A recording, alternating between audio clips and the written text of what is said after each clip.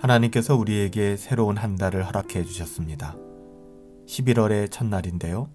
한 주간의 일상을 시작하는 월요일 새벽이기도 합니다. 오늘부터 우리가 다시 로마서 묵상을 상고하고 묵상하려고 합니다.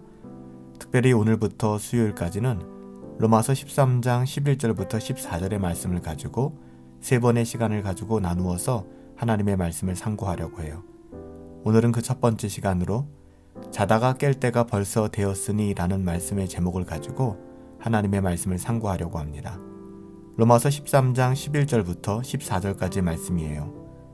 또한 너희가 이 시기를 알거니와 자다가 깰 때가 벌써 되었으니 이는 이제 우리의 구원이 처음 믿을 때보다 가까웠음이라. 밤이 깊고 낮이 가까웠으니 그러므로 우리가 어둠의 일을 벗고 빛의 갑옷을 입자. 낮에와 같이 단정히 행하고 방탕하거나 술 취하지 말며 음란하거나 호색하지 말며 다투거나 시기하지 말고 오직 주 예수 그리스도로 옷 입고 정욕을 위하여 육신의 일을 도모하지 말라. 아멘. 우리는 거룩한 삶을 살아가야만 합니다. 거룩한 삶을 실천하며 경건을 추구하며 그렇게 살아가야 하죠. 그러기 위해서 성경은 우리에게 이렇게 권면합니다. 잠에서 깨어나야 한다. 자다가 깰 때가 벌써 되었나니. 잠을 잔다는 것은요, 느슨한 상태를 말합니다. 무방비의 상태를 의미하죠. 반대로 깨어나는 것은 느슨한 상태에서 벗어나는 것을 의미합니다. 적의 공격에 적극적으로 방어하는 상태를 의미하죠. 성경은 여러 부분에서 동일하게 권면하고 있는데요. 누가복음 21장 36절에 보면 항상 기도하고 깨어 있어라 이렇게 말씀하고 있고요.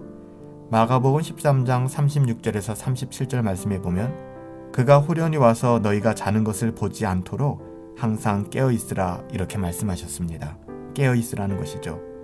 고린도전서 15장 34절에서도 깨어 의를 행하고 죄를 짓지 말아라 라고 말씀해 주셨습니다. 마지막 에베소서 5장 14절 말씀에 보면 잠자는 자여 깨어서 죽은 자들 가운데 일어나라 이렇게 말씀하고 있죠. 성경은 잠에서 깨라고 한결같이 권면하고 있습니다. 영적인 무방비 상태에서 깨어나라는 것이죠. 예전에 보면은요, 난방의 수단으로 연탄을 사용했던 적이 있습니다. 지금은 많이 없는데요.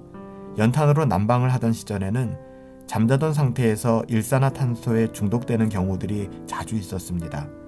깊은 잠에 빠져서 일산화탄소가 유입되는 것조차 모르고 잠들다가 큰일을 당하는 것이죠.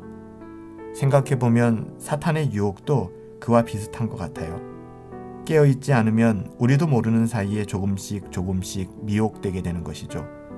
세상의 유혹에 자신을 그대로 노출시키는 것은 우리가 직면하는 가장 큰 위험 가운데 하나입니다.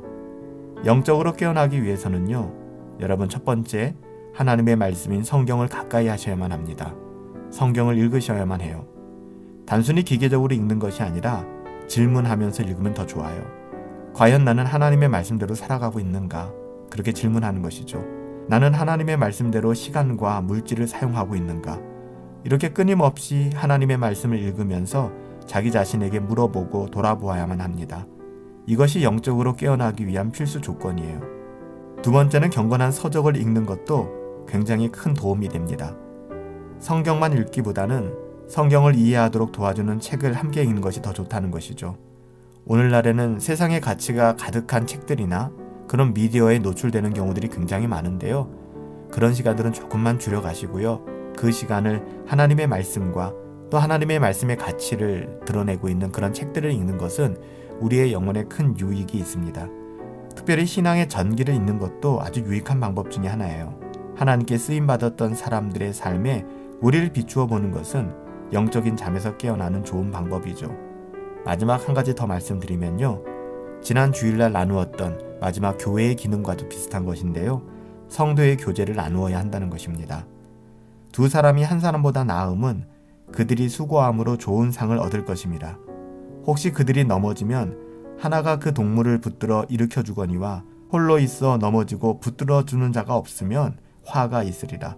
또 두 사람이 함께 누우면 따뜻하거니와 한 사람이면 어찌 따뜻하랴. 한 사람이면 패하겠거니와 두 사람이면 능히 맞설 수 있다. 삼겹줄은 쉽게 끊어지지 않는다.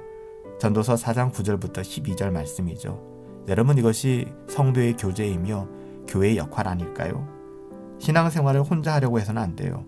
성도의 교제를 통해 삶을 나누고 기도 제목을 공유하며 서로 의지하고 그렇게 살아가야만 할 것입니다. 그래야 넘어졌을 때 우리가 다시 일어날 수 있을 거예요. 고난도 견딜 수 있는 힘을 얻게 될 것입니다. 사랑하는 성도 여러분, 새로운 한 달이 시작됐잖아요. 이번 11월에는 우리의 영혼에 더한 영적인 성장이 있었으면 좋겠습니다. 영적인 성숙이 있었으면 좋겠어요. 성경은 우리에게 권면합니다. 자다가 깰 때가 이미 벌써 되었나니. 살아계신 아버지 하나님, 잠에서 깨어나게 하여 주시옵소서. 다시 각성하게 하여 주시옵소서. 하나님의 은혜와 사랑이 우리의 영혼을 각성케 하여서 자다가 깨어 하나님의 자녀다운 삶으로 우리의 삶을 바꾸어 나갈 수 있도록 하나님 선하게 인도하여 주시옵소서. 11월 한 달에는 하나님의 말씀을 조금만 더 가까이 하게 하여 주시고, 또한 세상의 미디어나 세상의 가치가 아닌 하나님의 가치를 조금만 더 추구하며 나갈 수 있도록 하나님 우리 영혼을 붙들어 주시옵소서. 이제 사회적 일상을 시작하는 시기가 되었습니다. 영적으로도 동일하게 성도의 교제가 한 걸음 한 걸음 다시 시작되게 하여 주시옵시고, 세상의 가치를 추구하는 미디어나 그런 서적보다는 경건을 좀 더 추구하며 살아갈 수 있도록 하나님 우리의 영혼을 붙들어 주시옵소서. 성도의 교제가 있기를 원합니다. 위드 코로나로 말미암아 사회적 일상은 조금씩 회복되어져 가고 있다고 하지만 1년 9개월 막혔던 우리의 성도의 교제가 하나님 다시 회복될 수 있도록 하나님의 은혜를 더하여 주시옵소서.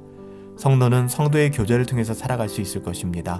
우리의 삶이 세상의 어떠함에 눌리는 것이 아니라 하나님께서 주신 형제 자매들로 말미암아 누리는 기쁨과 즐거움을 경험하며 살아갈 수 있도록 하나님 인도하여 주시옵소서.